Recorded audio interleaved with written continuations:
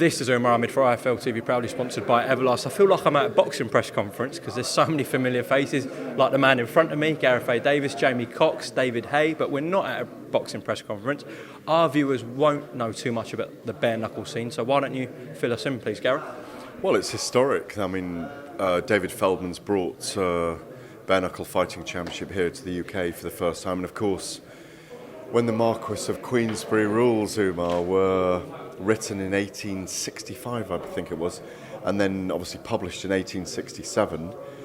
When the gloves went on, the gloves are off again here for this event, headlined by Michael Venom Page, known for his Bellator. He's had boxing matches, of course, as well, but known for his Bellator career.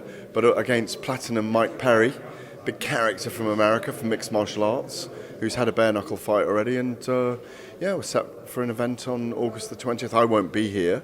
I'll be in Saudi Arabia. I think you will probably as well, with Anthony Joshua and Alexander Usyk. And I think we're going to see them tomorrow, aren't we? So we are going to see them tomorrow, and we'll come on to that in a second. But as you said, first event where the gloves are off in the UK. So a big moment for this movement with BKFC. How far do you think it can go, Gareth? Well, I think there's an appetite for it, definitely. The purists won't love it, but as I say, way back in pre-1865, it was the thing. Jem Mace, Jack Broughton, Jack Figg, Elizabeth Wilkinson was a very famous bare knuckle female fighter and brilliant at fighting with swords and all sorts. Back in the 1820s, it might have even been earlier than that. But bare knuckle fighting started with the London prize fighting rules, and the champion of London was the champion of the world at the time. So it was a very big movement. The Victorians loved it, of course. So how big can it go? Well, it just depends whether it takes off. I wonder whether they get a TV deal. It's a very gory spectacle. I mean, it's knuckles, remember? So there's lots of cuts, there's lots of blood. There's massive knockouts in this. So, and it's 5 2-minute rounds. The longest bare knuckle fight, by the way, was 6 hours 15 minutes. I think it was in Perth, Australia, back in the 1850s or something. I know, can you imagine? I can't remember the participants, but it was 6 hours 15 minutes. Can you just imagine that? Look, there's such an appetite for different fights at the moment. Look at the interest around Jake Paul and Tommy Fury, for example, a YouTuber against a guy who's got a dual career on Love Island and as a boxer from this famous boxing family, the Furies. We don't know if it will really take off, but they're going to put their all into it. They're all into it, and they're going to make a real push for it here. We'll see. We'll see whether there is an appetite. We don't know yet, but it's an art form. Shout, fight in the playground, and people come and make a circle and watch it, don't they? So we'll see. We will see indeed. You mentioned Tommy and Jake there. I've seen a lot of people, quite surprisingly in my opinion, pick Jake Paul to beat Tommy Fury. What's your thoughts on that?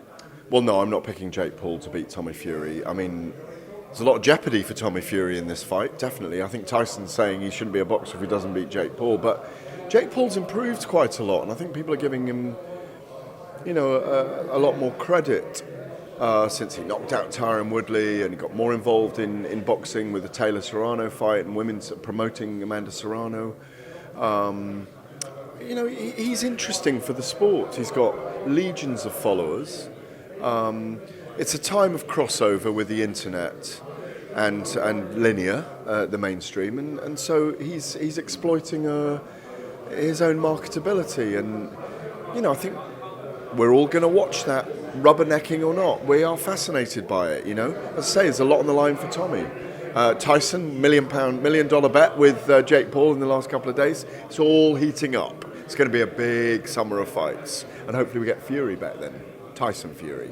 It's going to take $500 million though, so who's going to stump that up? Yeah, I interviewed him.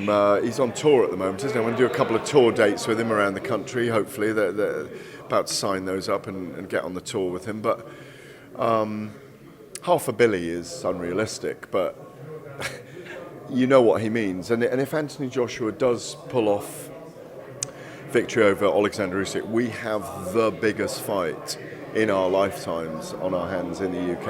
And you know, it was fascinating last week to see Anthony Joshua and Alexander Usyk together. Usyk was playing with him. Usyk looked heavy, didn't he? He looked big.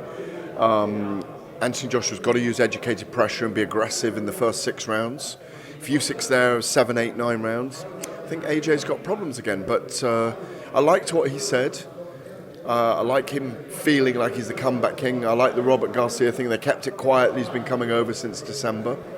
Usyk has got this extraordinary backdrop at the moment with the war in Ukraine with Russia, and he's got out of that and serving with the territorial forces, and he's got a lot on the line as well. And yeah, it was fascinating. It was like a scene from Raiders of the Lost Ark, wasn't it, when they were over in Jeddah for the press conference last week. Really looking forward to seeing them this week and talking about the stories in the backdrop for both men in the build-up and the narrative to this fight.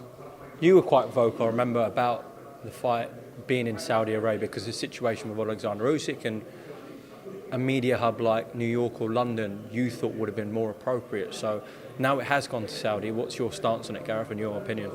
Well, business kind of won out, didn't it? The site fee, $92 million or $120 million reportedly. You know, it's a very big fight. They've gone for the money. They're doing it in prime time in the UK. Yeah, I didn't agree with it. I mean, I was vocal about it. I'm just repeating myself that I think it should have come to London. The first fight was in London. It was an amazing occasion. And I think London was set fair for it. And I think Usyk could have used London for his messaging, more humanitarian messaging, if he wants to. Didn't notice he and Alexander Krasiuk were quite emotional at that press conference. And rightly so. It's a very, very serious situation. I mean, even last night, terrible atrocities that are going on. People being killed for no reason, really. It's terrible. But I think that, you know, Saudi's got its own records. You know, the sports washing is well documented. But it's there now, and, you know, that's where we're heading. And that's the Sojourn in August. It will be to the Middle East, to Saudi. They've just gone for the highest bidder. So, you know, they are going to both have massive paydays. I hope the event is successful. I'll see you there. Absolutely. Quick one before we go. On TalkSport, you spoke to Frank Warren, Joseph Parker, Joe Joyce and Ben Shalom very recently. You know what I'm going to ask? Your thoughts on the 1.2 million offer from Shalom to stage Joyce and Parker on Sky Sports? Well, Joe Joyce is fighting Christian Hammer this weekend, isn't he? So he's got to win that. Joseph Parker, I hear, may be fighting Lucas Brown. I don't know if that's confirmed. You know, they might fight in the autumn.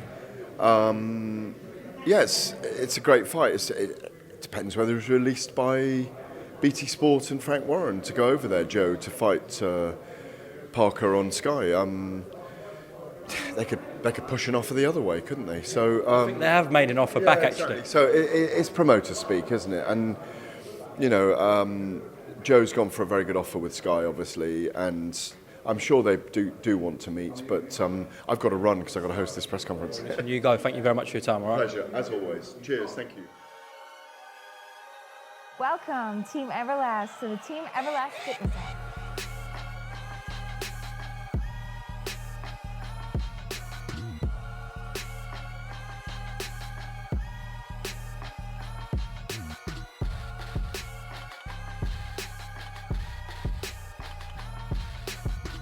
Download the Everlast Fitness app and find your greatness within.